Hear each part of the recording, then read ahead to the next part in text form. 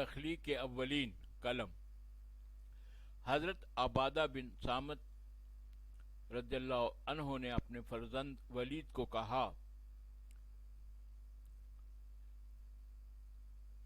اے میرے عزیز بیٹے، میں نے رسول اللہ صلی اللہ علیہ وسلم سے سنا، وہ فرماتے تھے کہ سب سے پہلی جو چیز اللہ تعالیٰ نے پیدا فرمائی وہ قلم ہے۔ پس اللہ تعالیٰ نے بعد پیدائش کے اسے حکم فرمایا کہ لکھو، تو اس نے قیامت تک ہونے والے تمام امور لکھ ڈالے۔ ابن عباس سے مروی ہے کہ رسول اللہ نے فرمایا کہ سب سے پہلی چیز جو اللہ تعالیٰ نے پیدا فرمائی وہ قلم ہے، اور پھر اسے تمام امور لکھنے کا حکم فرمایا۔ ابن عباس سے ایک دوسری سند سے مروی روایت بھی اسی کی مثل ہے۔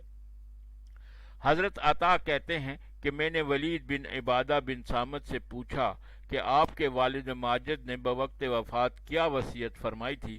ولید نے کہا، میرے والد نے مجھے بلایا اور فرمایا، اے میرے عزیز بیٹے، تو اللہ سے ڈر، اور اس بات کو بھی یاد رکھ کہ تو اس سے ڈرنے کا حق ادا نہیں کر سکتا، اور ہرگز تو علم نہیں پا سکتا یہاں تک کہ تو اللہ وحدہ لا شریک پر ایمان لائے اور اچھی بری تقدیر پر یقین رکھے۔ اور میں نے رسول اللہ سے سنا کہ وہ فرماتے تھے کہ اللہ تعالیٰ نے سب سے پہلی چیز جو پیدا فرمائی وہ قلم تھا، اور اس سے فرمایا، یا اکتب، لکھ۔ اس نے کہا، اے میرے رب، میں کیا لکھوں؟ فرمایا، تقدیر کو لکھو۔ تو قلم اس گھڑی جاری ہوا، اور اس نے گزشتہ و آئندہ قیامت تک کے تمام امور لکھ دیے۔ علامہ طبری فرماتے ہیں کہ ہم پہلے اس بارے میں علماء سلف کے کچھ اقوال پیش کریں گے اور اس کے بعد اپنی رائے کا اظہار کریں گے۔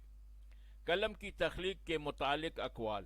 ابن عباس کا قول حدیث رسول اللہ کے موافق ہے، ان سے مروی ہے، انہوں نے فرمایا سب سے پہلی چیز جو اللہ تعالیٰ نے پیدا فرمائی وہ قلم تھا۔ اس سے فرمایا کہ لکھو۔ قلم نے کہا، اے میرے رب، کیا لکھوں؟ فرمایا، تقدیر لکھو۔ پس قلم لکھنا شروع ہوا، اور اس نے اس وقت سے لے کر قیامت تک تمام ہونے والی چیزیں لکھ دیں۔ پھر اللہ تعالیٰ نے پانی کے بخارات اوپر کی طرف بلند کیے اور اس سے آسمانوں کی تخلیق فرمائی۔ حضرت وکیع رضی اللہ عنہ کے طریق میں بھی اسی طرح مروی ہے، اور شعبہ کے طریق میں ابن عباس سے منقول ہے کہ سب سے پہلی چیز جو اللہ تعالیٰ نے پیدا فرمائی وہ قلم تھا، پس وہ آئندہ کی تمام باتوں کو لکھنا شروع ہو گیا۔ اسحاق کے طریق میں بھی اسی کے مثل مروی ہے، اور معمر کے طریق میں ہے کہ اللہ تعالیٰ کی سب سے پہلی مخلوق قلم ہے۔ عطا بن صائب کے طریق میں ہے کہ ابن عباس نے فرمایا، سب سے پہلی چیز جو میرے رب نے پیدا فرمائی وہ قلم ہے، پس اسے حکم فرمایا، لکھو، تو اس نے قیامت تک ہونے والے تمام واقعات لکھ دیے۔ میں ابن اسحاق کا قول ہے، لیکن ابن اسحاق کا قول ہے کہ سب سے پہلے جو چیز اللہ تعالیٰ نے پیدا فرمائی وہ نور اور ظلمت ہے۔ وہ فرماتے ہیں کہ اللہ تعالیٰ نے سب سے پہلے نور اور ظلمت کو پیدا فرمایا اور ان کے درمیان امتیاز کیا، پھر ظلمت سے سیاہ اندھیری رات بنائی اور نور سے روشن اور چمکدار دن بنایا، جو کہ دیکھنے بھالنے کا ذریعہ ہے۔ علامہ طبری فرماتے ہیں، ان دونوں اقوال میں سے میرے نزدیک درست اور صحیح قول ابن عباس ہے، اس لیے کہ وہ حدیث نبوی کے عین مطابق ہے۔ نکتہ، پس اگر کوئی یہ اعتراض کرے کہ یہ دو قول جو آپ نے ذکر کیے ہیں، یعنی پہلا قول کہ اللہ تعالیٰ نے سب سے پہلے قلم کو پیدا فرمایا اور دوسرا قول کہ سب سے پہلے ظلمت کو پیدا کیا، اور ان میں آپ نے پہلے قول کو ترجیح دی ہے جو کہ ابن عباس کا قول ہے، تو ابن عباس کی اس روایت کی کیا توجیہ و جواب ہوگا جو کہ ابو ہاشم کے طریق سے مروی ہے، اور وہ یہ سفیان ابو ہاشم سے نقل کرتے ہیں اور حضرت مجاہد سے کہ میں نے ابن عباس سے عرض کیا کہ کچھ لوگ تقدیر کا انکار کرتے ہیں، اور میں ان میں سے کسی کے بالوں کو پکڑوں تو ان کو جھاڑ کر رکھ دوں، یعنی گنجا کر دوں گا۔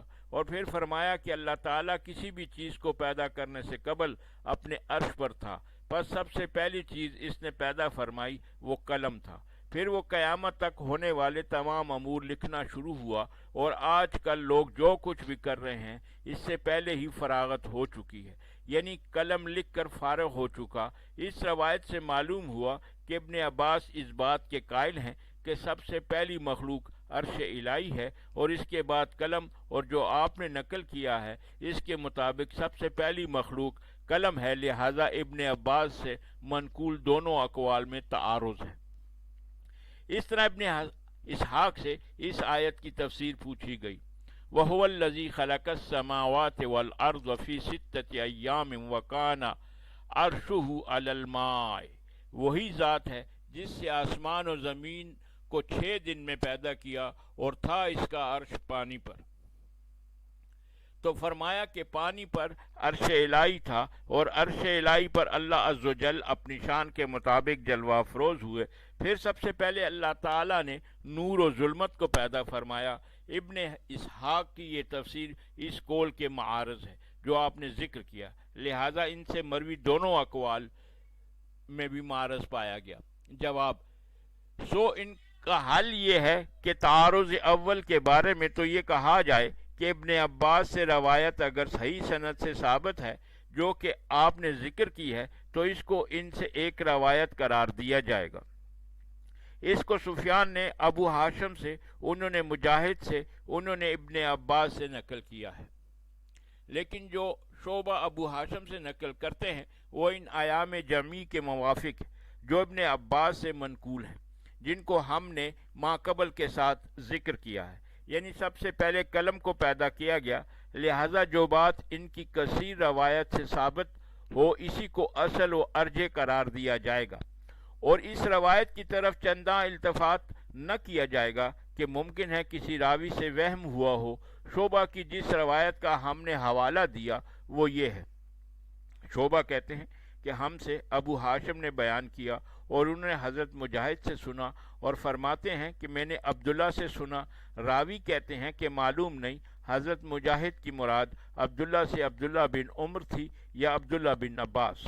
بہرحال انہوں نے فرمایا کہ سب سے پہلی چیز جو اللہ تعالیٰ نے پیدا فرمائی وہ قلم تھا، پھر وہ قیامت تک لکھنے والے تمام امور کو لکھنا شروع ہوا۔ پس آج کل لوگ جو عمل کر رہے ہیں اس سے پہلے ہی فراغت ہو چکی ہے، یعنی یہ سب کچھ لکھا جا چکا ہے۔ اور تعارض ثانی کا حل یہ ہے کہ ابن اسحاق کا قول جو ہم نے ذکر کیا ہے، یعنی سب سے پہلے اللہ تعالیٰ نے نور اور ظلمت کو پیدا کیا، اس کا مطلب یہ ہے کہ ارض و پانی کی تخلیق کے بعد سب سے پہلے نور اور ظلمت کو پیدا فرمایا۔ اس صورت میں ان کی تفسیر اور قول میں تعارض نہ ہوگا۔ یہ تو اعتراض کا جواب اور تعارض کا حل تھا،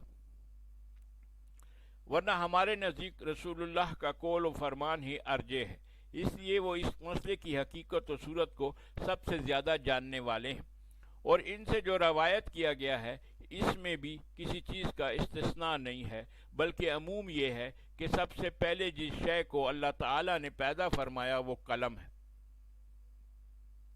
معلوم ہوا کہ اس سے پہلے نہ عرش تھا، نہ پانی اور نہ کوئی چیز، یہی سب سے پہلی مخلوق ہے، لہذا اس کے خلاف کوئی قول قبول نہ کیا جائے گا۔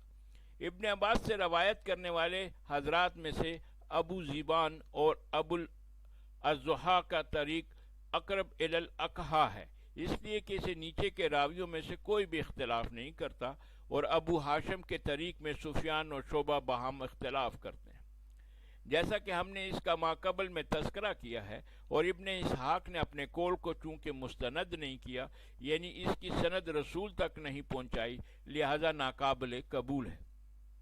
اس لیے زیر بحث مسئلہ غیر مدرک بالقیاس ہے، یہ محض انسانی عقل سے معلوم نہیں ہو سکتا، اس کے لیے خبر رسول ضروری ہے جو کہ وحی کی بنیاد پر اس مسئلہ میں رہنمائی کرتی ہے۔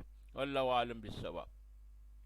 تخلیق ثانی، قلم پیدا کرنے اور اس کے بعد تقدیر لکھنے کا امر فرمانے کے بعد اللہ تعالیٰ نے باریک بادل کو پیدا فرمایا، اور یہ وہی غمام ہے جس کے بارے میں حق و تعالی شانہ نے اپنی کتاب محکم میں تذکرہ فرمایا ہے۔ قرآن کریم میں ہے، هل ينظرون الا ان یاتیہم اللہ فی ظلال من الغمام، سورہ بقرہ آیت نمبر 210۔ یہ منکرین و مشرکین نہیں انتظار کر رہے مگر اس چیز کا کہ اللہ تعالیٰ ان کے پاس بادلوں کے سائبان میں بیٹھ کر آئے۔ बादलों की तख्लीक अर्श से पहले हुई थी। हदीस रसूल में इस तरह वारिद हुआ है, हज़रत उमरान बिन हसीन से मरवी है कि एक कौम रसूलुल्लाह के पास आई, बस वो करीब पहुँचे तो आप इन्हें बिशारत देना शुरू हो गए, लेकिन वो कहने लगे कि हमें कुछ माल अता कीजिए। नबी को ये बात नागवार गुजरी, फिर वो लोग चले गए। इसके बाद एक और कौम आई। ये लोग जब मजलिस में पहुँचे तो कहने लगे कि हम रसूलुल्लाह पर सलाम भेजते हैं और दीन में तफक्को हासिल करना चाहते हैं और इस कायनात के बारे में जानना चाहते हैं। नबी ने फरमाया कि तुम बिशारत व खुशखबरी कबूल करो, इसलिए कि जो लोग अभी यहाँ से चले गए उन्होंने इस बात को कबूल नहीं किया। वो लोग कहने लगे हमने कबूल किया। फिर रसूल ने फरमाया अल्लाह ताला मौजूद थे, इसके सिवा कोई चीज़ न थी। इसका अर्श पानी पर था और हर चीज़ का जिक्र इसके वाक़िया होने से पहले ही लिख दिया गया था। फिर इसने आसमान और ज़मीन को पैदा फरमाया। रावी ये हदीस हज़रत उमरान बिन हसीन रज़ियल्लाहु अन्हु कहते हैं कि इतने में कोई आदमी आया और इसने मुझे कहा कि तुम्हारी ऊँटनी कहीं चली गई है। बस मैं इसे तलाश करने के लिए निकला, लेकिन मेरे और इसके दरमियान शराब हाइल हो गया, यानी वो मुझे न मिली। काश मैं इसकी तलाश में न निकलता तो मैं मजलिस की बकिया बातें सुन लेता। इन्हीं की एक और रवायत है कि रसूलुल्लाह ने इरशाद फरमाया, ए बनु तमीम, खुशखबरी कबूल करो। बस वो लोग कहने लगे आप हमें बिशारत तो दे रहे हैं, कुछ माल भी अता कीजिए। फिर दूसरे गिरोह से फरमाया, ए अहले यमन, खुशखबरी कबूल करो। उन्होंने कहा हमने कबूल की, और आप हमें इस कायनात की इब्तिदा के बारे में बतलाइए कि कैसे हुई। रसूलुल्लाह ने इरशाद फरमाया कि अल्लाह ताला अपने अर्श पर था और हर चीज़ से पहले था और लोहे महफूज पर था। हर चीज़ जो आइंदा होगी लिख दी गई है। हज़रत उमरान बिन हसीन कहते हैं कि इतने में कोई आदमी आया और इसने कहा, ए इमरान, तुम्हारी ऊँटनी की रस्सी खुल गई है।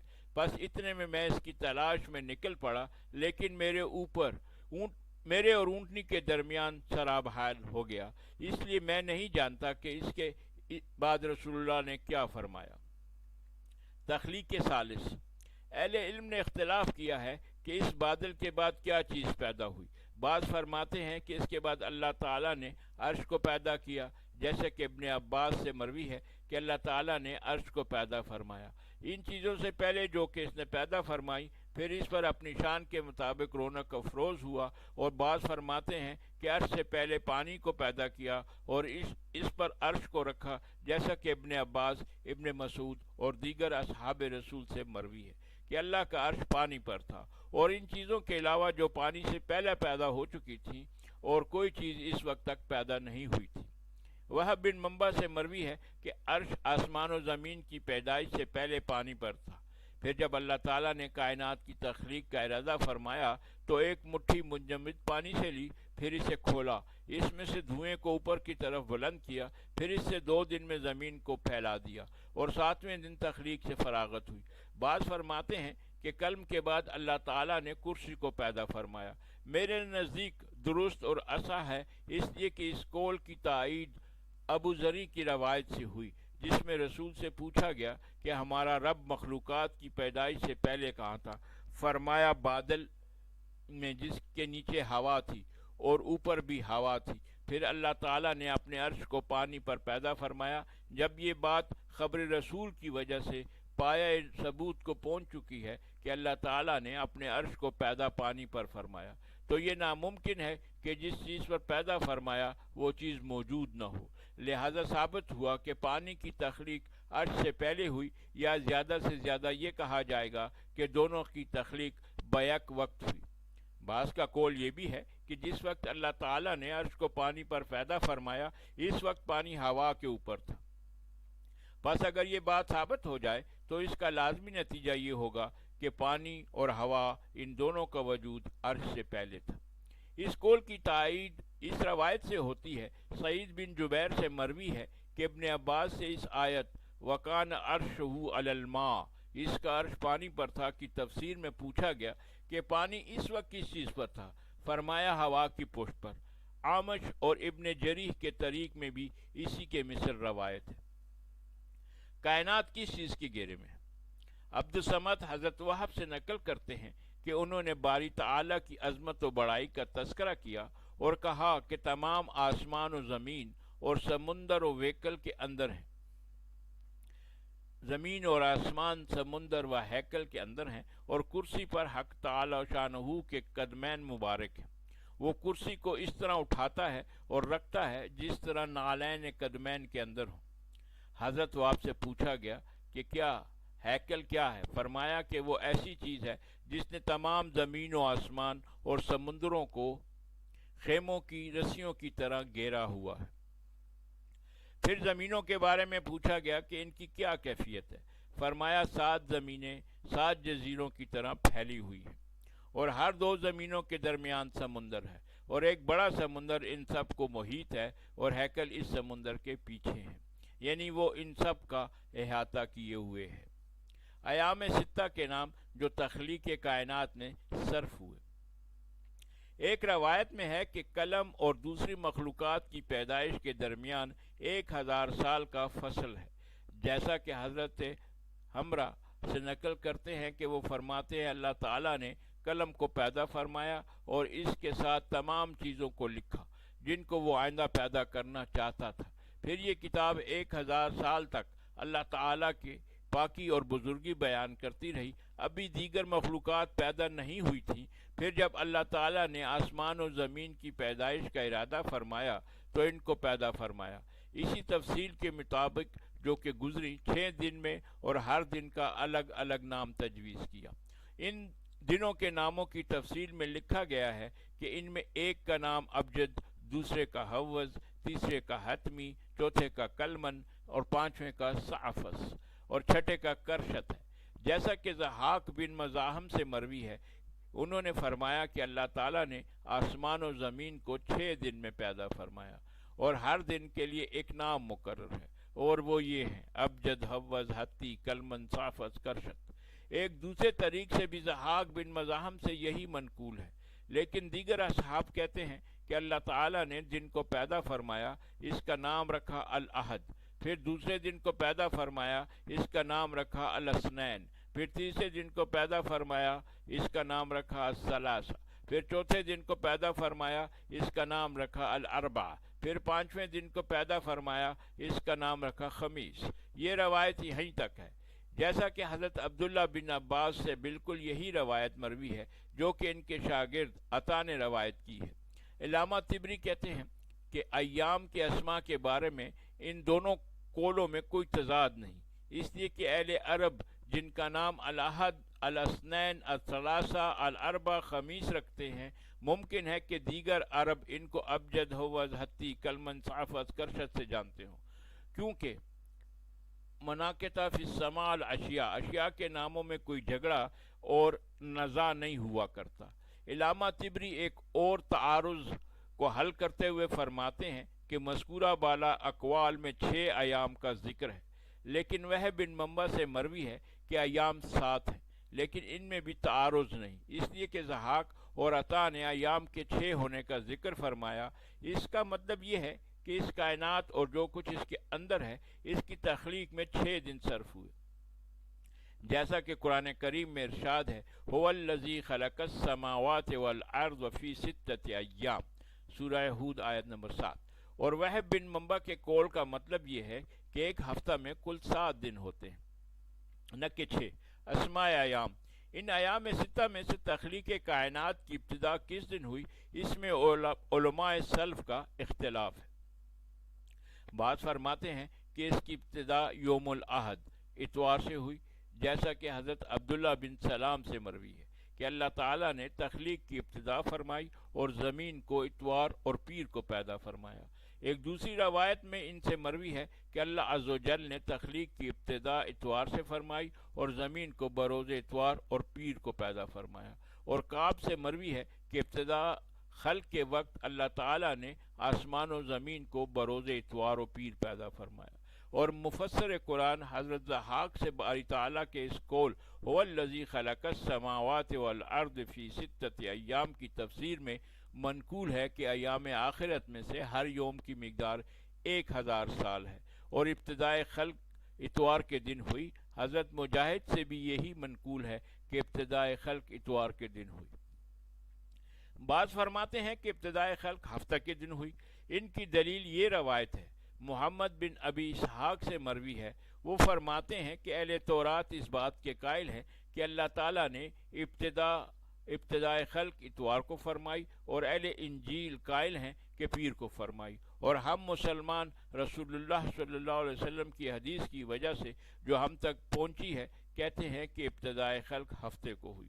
درجہ بالا بحث سے ابتدائے خلق کی بابت دو قول معلوم ہوئے ہیں، اول یوم الاحد، ثانی یوم السبت۔ ہر ایک قول پر دلیل ما قبل میں گزر چکی ہے، لیکن مزید تقویت کے لیے کچھ اور احادیث ذکر کی جاتی ہیں۔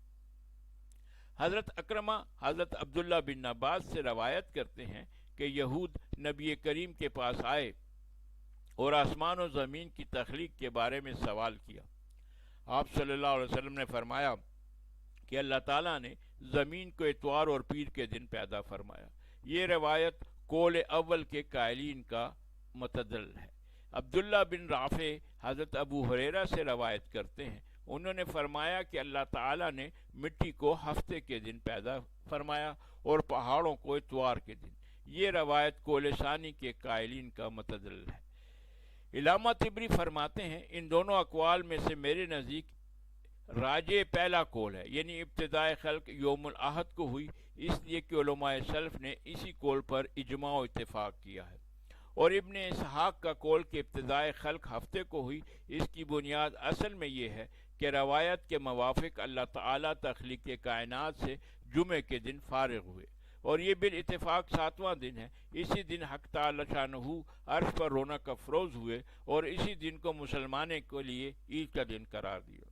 جب آخری دن یعنی یوم سابعہ ہے جو کہ فراغت کا دن ہے، تو پہلا دن یقیناً ہفتہ ہوگا جو کہ ابتدائی مصروفیت کا دن ہے۔ علامہ طبری فرماتے ہیں کہ ابن اسحاق نے اپنے اس قول و دعویٰ میں جس دلیل کا سہارا لیا ہے جو کہ ماقبل میں گزری، وہ درست نہیں، اس لیے کہ یہ ان کا ذاتی استنباط ہے، نہ کہ خبر مرفوع، لہذا دلائل قطعیہ کے مقابلے میں حجت نہ ہوگا۔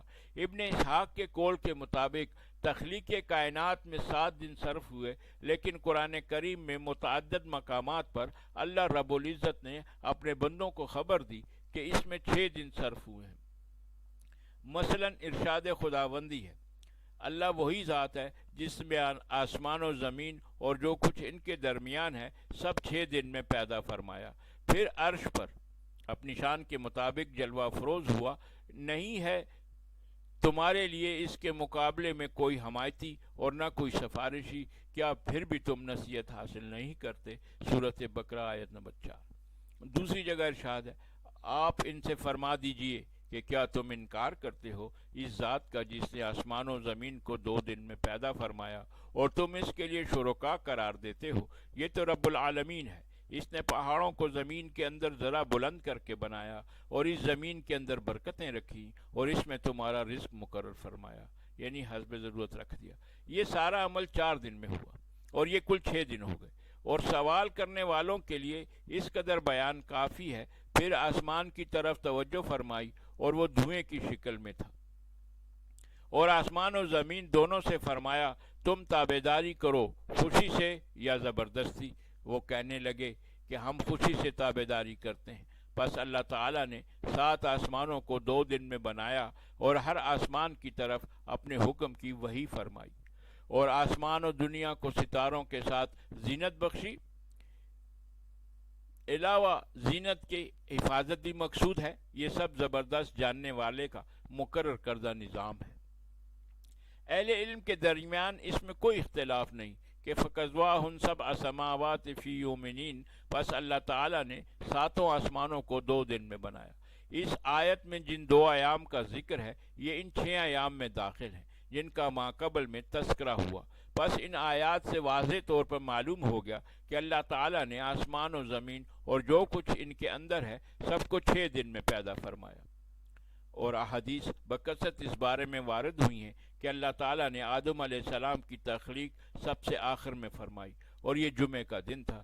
یہ جمعے کا دن جس میں فراغت ہوئی یہ بھی ان 6 ایام میں شامل ہے جو تخلیق کائنات میں صرف ہوئے۔ جن کا ذکر گزشتہ آیت میں ہوا، اگر اس دن کو ان 6 ایام میں داخل نہ مانے تو لازم آئے گا کہ تخلیق میں 7 دن صرف ہوئے، حالانکہ یہ نصوص کے خلاف ہے۔ لہذا ابن اسحاق کا جمعے کو یوم سابعہ قرار دے کر ایام ستہ سے الگ ماننا اور ایام ستہ کی ابتدا ہفتہ سے قرار دینا درست نہیں، بلکہ جمعے کا دن ایام ستہ ہی میں داخل ہے اور ان ایام ستہ کی ابتدا اتوار کے دن سے ہوئی، جیسا کہ ہم نے ماقبل میں دلائل کے ساتھ ثابت کیا۔ اور یہ بات کہ جمعے کے دن ہی تخلیق کائنات سے فراغت ہوئی، اس بارے میں اخبار مرفوعہ و آثار موقوف ہم عنقریب انشاءاللہ کسی مناسب مقام میں ذکر کریں گے۔ کس دن کیا چیز پیدا ہوئی؟ اتوار و سوموار۔ علماء سلف کا اس میں اختلاف ہے کہ کون سے دن کیا چیز پیدا ہوئی۔ عبداللہ بن سلام سے مروی ہے کہ اللہ تعالیٰ نے اتوار کے دن اس کائنات کی ابتدا فرمائی، پس اتوار اور پیر کو تمام زمین پیدا فرمائی، منگل اور بدھ کو رزق و خوراک اور پہاڑوں کو پیدا فرمایا، جمعرات اور جمعہ کو آسمانوں کی تخلیق فرمائی، اور جمعہ کی آخری ساعت میں اس سے فراغت ہوئی۔ اس آخر ساعت میں آدم علیہ السلام کو بصفت اجرت پیدا فرمایا، اور یہی وہ ساعت ہے کہ جس میں قیامت قائم ہوگی۔ ابن عباس، ابن مسعود اور دیگر صحابہ کرام رضوان اللہ علیہم اجمعین سے منقول ہے کہ رب تبارک و تعالی نے 7 زمینوں کو 2 دن یعنی اتوار اور پیر کو پیدا فرمایا، اور ان کے اندر پہاڑوں، معدنیات، رزاق، درختوں اور جو چیزیں ان کے مناسب تھی، ان سب کو منگل و بدھ کے دن پیدا فرمایا۔ پھر آسمان کی تخلیق کی توجہ فرمائی، وہ اس وقت دھوئیں کی شکل میں تھا، پس اس کو جسم واحد بنایا، پھر اس کو ٹکڑے ٹکڑے فرمایا، یہاں تک کہ 7 آسمان ہو گئے۔ یہ کام جمعرات و جمعے کو ہوا۔ ابن عباس کی ایک اور روایت میں بھی یہی بات ہے کہ زمینوں کی تخلیق اتوار و پیر کو ہوئی، پس ان تمام اقوال سے ثابت ہوا کہ زمین اور اس کی معدنیات کی پیدائش بغیر کسی تفصیل کے آسمان سے پہلے ہوئی، اس لیے کہ ان حضرات کے نزدیک اس کی پیدائش کے دن اتوار اور پیر ہیں، جو کہ ایام ستہ کے ابتدائی دن ہیں، اور آسمان کی تخلیق دن ان کے علاوہ ہیں، جو کہ یقیناً مؤخر ہیں۔ اور بعض اہل علم کی رائے یہ ہے کہ اللہ تعالیٰ نے پہلے زمین اور اس کے اندر کی تمام چیزیں خام مادہ کی شکل میں پیدا فرمائیں، پھر 7 آسمان بنائے، اس کے بعد زمین کو موجودہ ہیئت پر پھیلا دیا اور اس کو یہ صورت بخشی۔ اس کی تائید ابن عباس کی ایک روایت سے ہوتی ہے، جو کہ والارض بعد ذالک وجہ کی تفسیر میں مروی ہے، کہ جس کا حاصل یہ ہے کہ قرآن کریم کے ایک مقام پر اللہ تعالیٰ نے زمین کو آسمان سے پہلے پیدا فرمایا، اور دوسری جگہ بیان تخلیق میں آسمان کا تذکرہ زمین سے پہلے ہے، جس سے بظاہر معلوم ہوتا ہے کہ آسمان کو زمین سے پہلے پیدا فرمایا۔ دونوں آیات میں تطبیق کی صورت یہ ہوگی کہ پہلے اللہ تعالیٰ نے زمین کو جملہ معدنیات سے پیدا فرمایا، لیکن اس کو موجودہ ہیئت پر پھیلایا نہیں۔ اس کے بعد 7 آسمان بنائے، پھر زمین کو موجودہ شکل میں پھیلا دیا، جو کہ ہمیں نظر آ رہی ہے۔ ایک دوسری روایت میں اس آیت کی تفسیر میں انہی سے کچھ منقول ہے کہ جب اللہ تعالیٰ آسمان کی تخلیق سے فارغ ہوا تو زمین میں موجودہ رزق معدنیات کو پھیلایا اور پہاڑوں کو نصب فرمایا۔ معلوم ہوا کہ زمین کی نباتات و خوراک وغیرہ شمس و قمر کے بغیر عادتاً نہیں اگ سکتی، اس لیے ان سے پہلے شمس و قمر کا ہونا ضروری ہے، جو کہ اشیاء سماوی میں سے ہے۔ اس سے بھی اس بات کی طرف اشارہ ملتا ہے کہ زمین اور اس کی نباتات وغیرہ کو پھیلانے کا عمل آسمان کی تخلیق کے بعد ہوا ہوگا، جیسا کہ قرآن کریم میں بھی آسمان کی تخلیق کا تذکرہ کے بعد فرمایا کہ ہم نے اس کے بعد زمین کو بچھایا اور اس میں سے اس کا پانی اور نباتات نکالی۔ سورۃ النازعات آیت نمبر 30-32۔ علامہ طبری فرماتے ہیں، زیر بحث مسئلہ میں ہمارے نزدیک درست قول وہی ہے جس کے قائلین نے کہا اللہ تعالیٰ نے زمین کو اتوار کے دن پیدا فرمایا اور آسمان کو جمعرات کے دن اور ستارے، چاند، سورج کو جمعے کے دن پیدا فرمایا، اس لیے کہ اس قول کی حجت پر حدیث مرفوع وارد ہو چکی ہے، جو کہ ابن عباس کا درجہ بالا قول کہ زمین کو پیدا کیا لیکن پھیلایا نہیں، بلکہ آسمان کو پیدا کرنے کے بعد اس کو پھیلایا اور اس میں سے پانی و نباتات نکالے، پہاڑوں کو نصب کیا گیا۔ اس کے معارض نہیں جس کو ہم نے ترجیح دی ہے، اس لیے کہ ہم نے خلق ارض کا ذکر کیا اور وجود حوارث پھیلانا ثابت کر رہے ہیں، اور وہو کے معنی میں مفاورت ہے۔ اللہ تعالیٰ قرآن کریم میں ارشاد فرماتے ہیں جس سے اس کی تائید ہوتی ہے، کیا تم خلقت کے اعتبار سے زیادہ سخت اور دشوار ہو، یا آسمان جس کو ہم نے بنایا اور اس کی چھت کو بلند کیا، پھر اس کو ہر اعتبار سے درست کیا، اور رات کو تاریک کو دن کو روشن بنایا، اس کے بعد زمین کو بچھایا پھیلایا اور اس سے اس کے پانی اور نباتات کو نکالا اور پہاڑوں کو نصب کیا۔ سورہ نازعات آیت نمبر 28 تا 32۔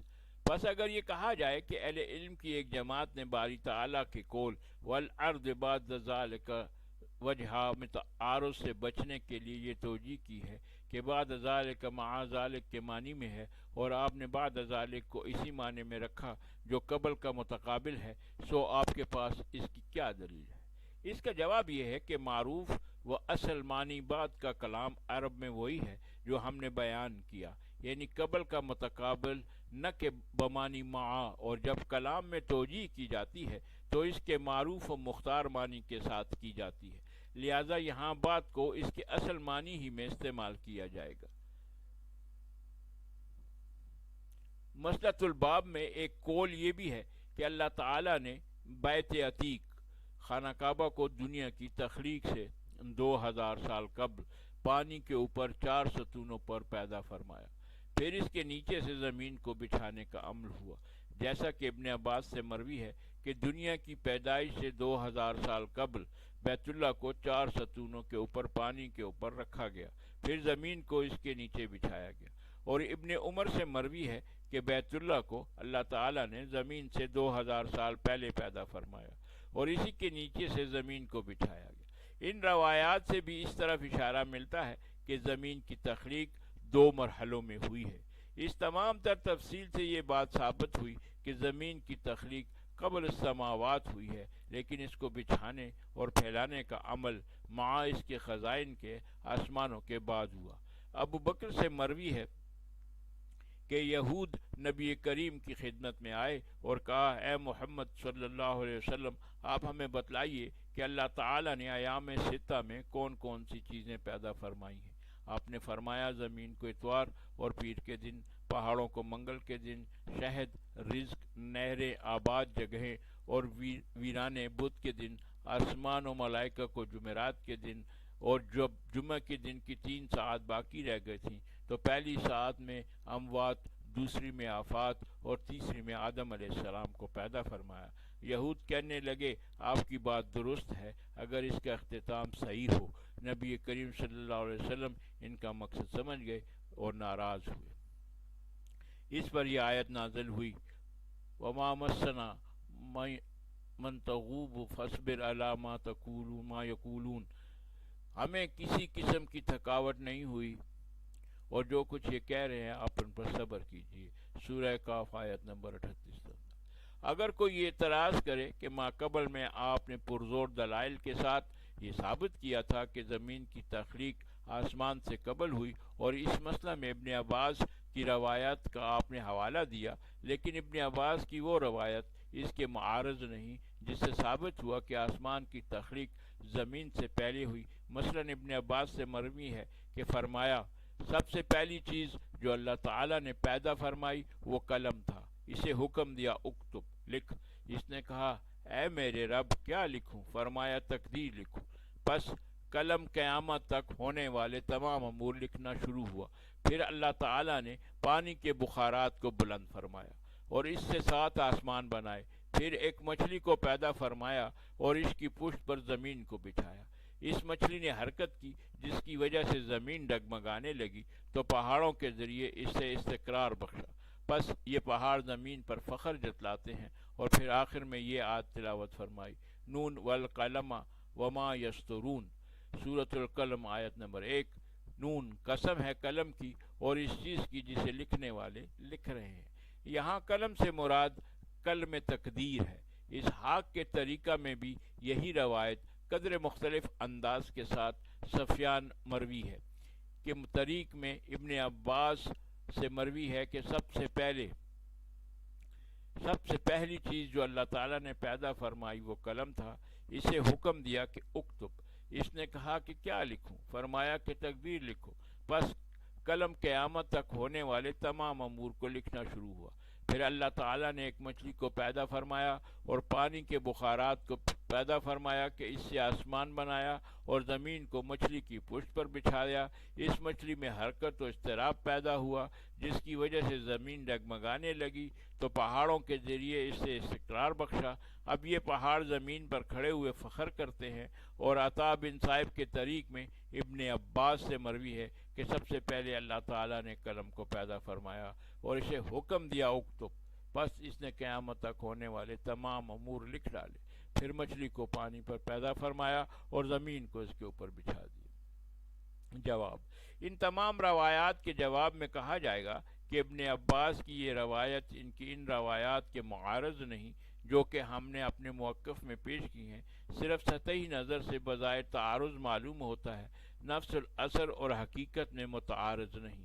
اس جواب کی تائید هو الذی خلق لکم ما فی الارض جمیعا ثم استوی الی السماء فسواہن سبع سماوات، البقرہ آیت نمبر 49 کی تفسیر میں ان سے مروی روایت سے ہوتی ہے جس میں فرمایا کہ اللہ تعالیٰ کا عرش پانی پر تھا سوائے ان چیزوں کے جو اس نے پانی سے قبل پیدا کی۔ پھر جب مخلوق کو پیدا کرنے کا ارادہ ہوا تو پانی سے دھواں نکالا اور اس کو پانی سے بہت بلند فرمایا اور اس کا نام سما رکھا۔ پھر بقیہ پانی کو خشک کیا اور اسے ایک زمین کی شکل میں بنایا۔ پھر اس کے ٹکڑے ٹکڑے کر کے 7 زمینیں 2 دن اتوار اور پیر کو بنائی۔ پس یہ زمین پہلے جس میں واحد شکل میں مچھلی پر تھی، اور یہ وہی مچھلی ہے جس کا ذکر اللہ تعالیٰ نون و قلم کے الفاظ سے فرمایا ہے، یعنی نون سے مراد مچھلی ہے، اور یہ مچھلی پانی میں تھی اور پانی ایک بڑے پتھر پر، اور پتھر فرشتے کی پشت پر، اور فرشتہ چٹان پر، اور چٹان ہوا پر تھی۔ پس مچھلی میں حرکت و اضطراب ہوا جس کی وجہ سے زمین پر زلزلہ آیا، تو اللہ تعالیٰ نے پہاڑوں کو زمین پر نصب فرمایا اور وہ ٹھہر گئیں۔ پس اس وجہ سے پہاڑ زمین پر فخر جتلاتے ہیں۔ باری تعالیٰ کے قول وَأَلْقَ فِي الْأَرْضِ رَوَاسِيَ أَن تَمِيدَ بِكُمْ میں اس سے نصب کیے جانے کا تذکرہ ہے۔ علامہ طبری فرماتے ہیں اس تفسیر روایت سے معلوم ہوا کہ اللہ تعالیٰ نے جب آسمان و زمین کی تخلیق کا ارادہ فرمایا تو پانی سے دھواں نکالا، جس کو کہیں بخارات سے تعبیر کیا گیا ہے، اور اس کو پانی سے بہت بلند فرما کر اس کا نام سما رکھا۔ اس لیے ہر وہ چیز جو کسی چیز کے اوپر ہو اور اس سے بلند ہو تو بلند چیز اس کے لیے سما کہلاتی ہے۔ معلوم ہوا کہ سما سے مراد ان حضرات کی یہ ہے کہ جب آسمان دھوئیں اور بخار کی شکل میں تھا، موجودہ شکل میں نہ تھا، اس کے بعد بقیہ پانی خشک کر کے زمین بنائی گئی، یعنی آسمان کی تخلیق بھی 2 مرحلوں میں ہوئی اور زمین کی تخلیق بھی 2 مرحلوں میں ہوئی، جس کی ترتیب یہ ہے کہ پہلے آسمان کو دھوئیں و بخارات کی شکل میں بمائے معدنیات و خزائن کے پیدا فرمایا، لیکن اس کو پھیلایا نہیں۔ پھر آسمان کی طرف توجہ فرمائی اور انہیں موجودہ شکل عنایت فرمائی۔ پھر زمین کی طرف توجہ فرمائی اور اس کو بچھانے اور پھیلانے کا عمل ہوا۔ اس تقدیر پر تمام روایات متفق ہو جاتی ہیں، لہٰذا جو یہ کہتے ہیں کہ آسمان پہلے بنا اور زمین بعد میں بنی، اس پر احادیث سے استدلال کرتے ہیں تو کہا جائے گا اس سے مراد آسمان و زمین کا خام حالت میں بننا ہے، اور اس خام حالت میں واقعتاً آسمان کی تخلیق زمین سے مقدم ہے۔ جیسا کہ روایت بالا سے معلوم ہوا کہ پانی کے جو بخارات اوپر کی طرف بلند ہوئے، اس سے آسمان اور بقیہ جو پانی رہ گیا تھا اسے خشک کر کے زمین بنائی گئی۔ یہ تمام تر تفصیل یوم الاحد سے متعلق تھی کہ اس دن کیا چیز پیدا ہوئی، اور یوم الاثنین پیر کا ذکر بھی ضمناً ہو چکا ہے۔ البتہ یوم الثلاثہ و اربعاء منگل بدھ کے متعلق کچھ روایات ہم یہاں ذکر کریں گے۔